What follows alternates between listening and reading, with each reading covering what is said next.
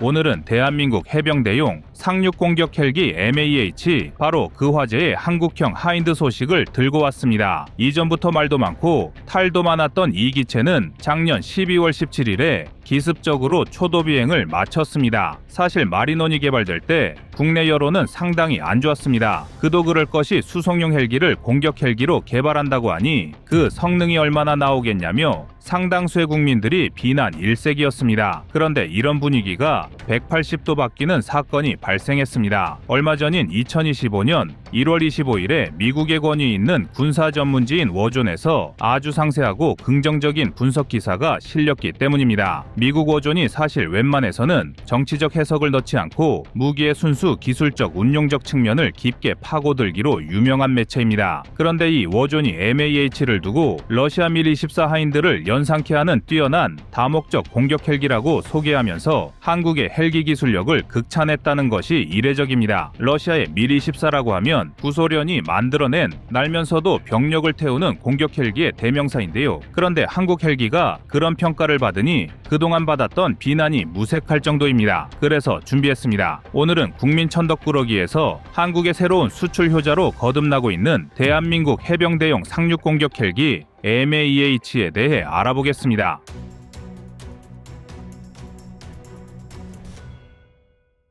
사실 MAH는 일전에 논란이 꽤나 거셌습니다. 굳이 해병대용 공격 헬기를 새로 만들어야 하느냐, 그냥 외국산 완제품 사다가 쓰면 되는 거 아니냐 등등 별의별 목소리가 오갔던 게 사실입니다. 하지만 막상 개발이 본격화되고 시제기가 날아오르자 이거 생각보다 괜찮은데 하는 반응이 서서히 늘고 있습니다. 전자광학적외선 장비부터 20mm 사면장포, 대전차 유도탄, 공대공 미사일, 로켓포드까지 튼튼한 무장 패키지를 갖췄고 동시에 병력 수송 기능도 일정 부분 살렸다는 게 가장 큰 매력 포인트입니다. 특히 워존 기사에서 강조한 부분 중 하나가 MAH 시제기 날개에 달린 무장 하드포인트입니다. 좌우 각각 3개씩 총 6개가 달려있는데요. 이대로 전력화가 완료되면 여기에 국산 청검 대전차 미사일, 미스트랄 공대공 미사일, 무유도 로켓까지 달아서 강습 상륙 작전을 바짝 지원할 계획이라고 하니 앞으로 해병대가 상륙하며 맞닥뜨릴 해안경계부대나 전차, 차량을 깨부수는데 제대로 힘을 쓸 것으로 보입니다. 한국의 MAH가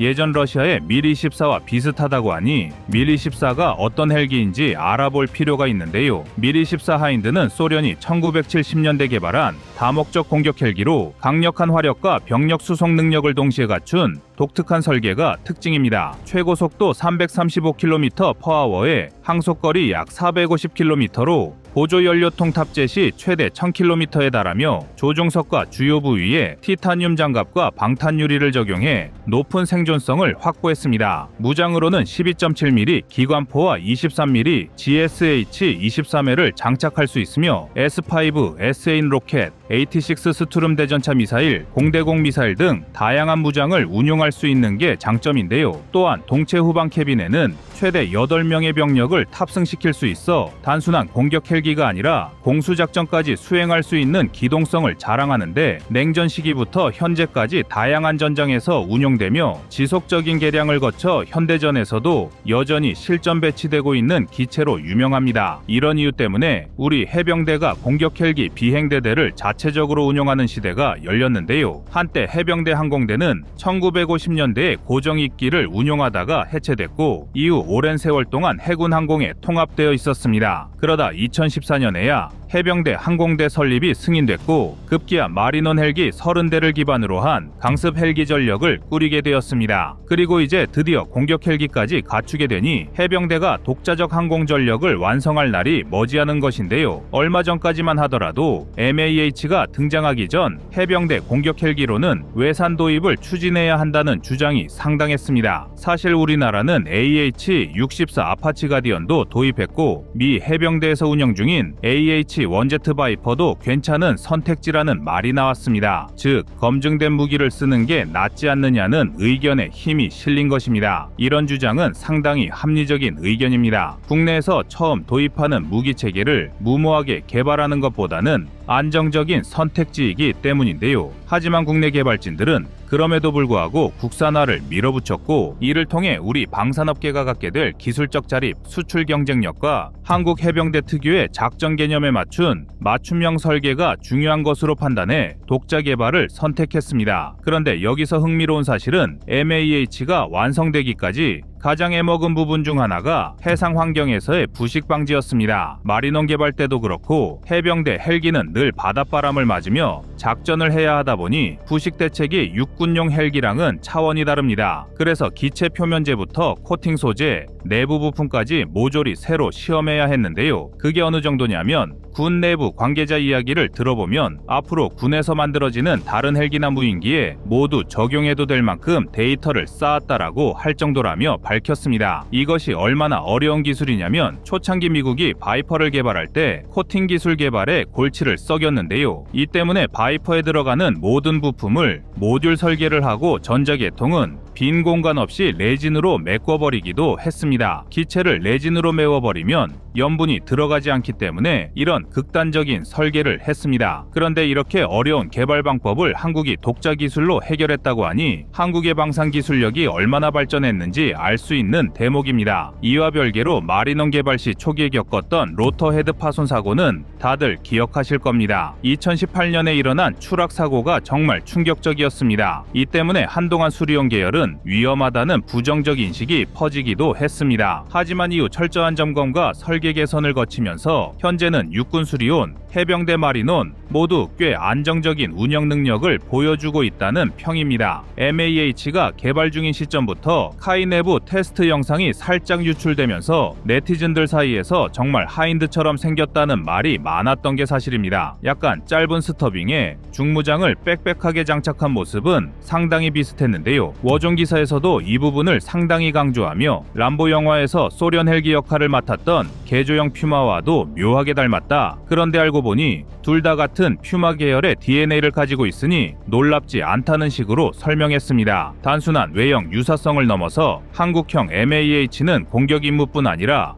해안 수색 특수전 지원 재난 구호 등 다목적 활용을 염두에 두고 있다는 점이 러시아 밀 24의 철학과 일맥상통합니다. 아울러 독도급 강습 상륙함이나 차세대 경항모에서 운용할 가능성도 배제할 수 없다고 전문가들은 말하는데요. 이 MAH가 정식 전력화된다면 독도급 강습 상륙함인 독도함과 마라도함에 탑승해 해안 상륙 지원을 더욱 강력하게 해줄 게 분명합니다. 지금까지는 상륙부대의 근접 항공 지원이 주로 해군 함포나 해군 항공대의 링스 혹은 육군 항공의 지원에 많이 의존했는데 이제는 해병대 자체적으로 공격 헬기를 굴리게 되니 이전까지 있었던 해병대의 구식화된 전술교리는 모두 고쳐쓰게 됐습니다. 이 때문에 해병대는 작전 유연성이 크게 높아졌습니다. 업계 소식통에 따르면 MAH 기체 시험 때 시뮬레이션 환경을 일부러 동해 서해 남해를 각각 나눠서 진행했다는 이야기가 있습니다. 대한민국 해역은 지역마다 염도, 기후, 파고가 다 다른데 실제로 미 해병대식 테스트 기준 못지않게 세세한 항목을 적용해봤다는 겁니다. 혹독하게 굴린 만큼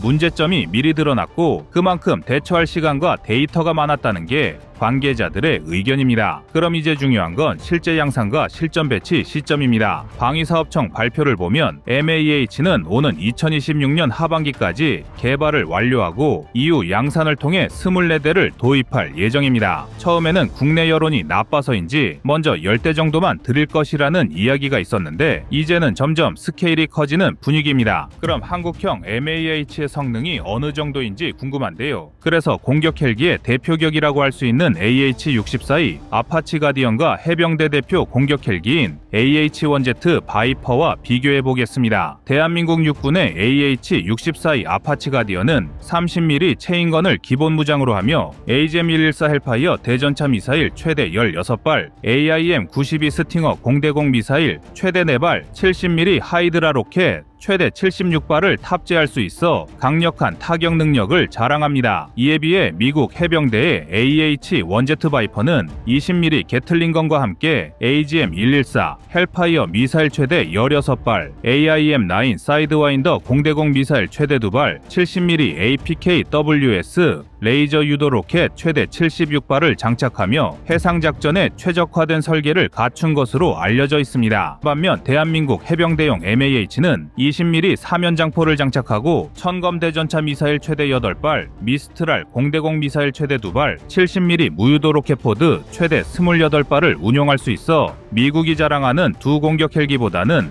다소 화력이 약하지만 상륙작전에서의 기동성과 해병대 작전 환경에 최적화된 운영 능력을 갖춘 것이 특징입니다. 그래서 국내 군 전문가들도 과연 이 MAH가 북방 한계선에서 벌어질 해병대 상륙작전 혹은 독도와 이어도 등 분쟁 지역에서의 돌발 사태에서 어떤 역할을 할지 궁금해할 정도입니다. 일단 현재까지의 행보를 보면 지금까지 없던 새로운 콘셉트의 해병대용 헬기가 탄생하고 있다는 사실은 분명해 보입니다. 정리하자면 MAH는 해병대가 오랜 수건 끝에 갖게 될 공격 헬기이자 동시에 병력 수송 능력을 일부 포함하는 한국형 하인드로 평가되고 있습니다. 수많은 논란과 사고를 극복하고 마침내 첫 비행을 완수했으며 해외 전문지에서도 호평을 받는 상황입니다. 미래전 양상에서 해병대가 독자 항공전력을 구축한다는 건 단지 상륙작전에서의 화력 지원만 아니라 북한과 중국 그리고 일본까지도 연안작전을 억제하는 상징성까지 갖게 됐습니다. 워존이 말하길 한국은 이미 MAH 개발의 길에 들어섰고 이 길은 앞으로도 더욱 확장될 것이라고 전망했습니다.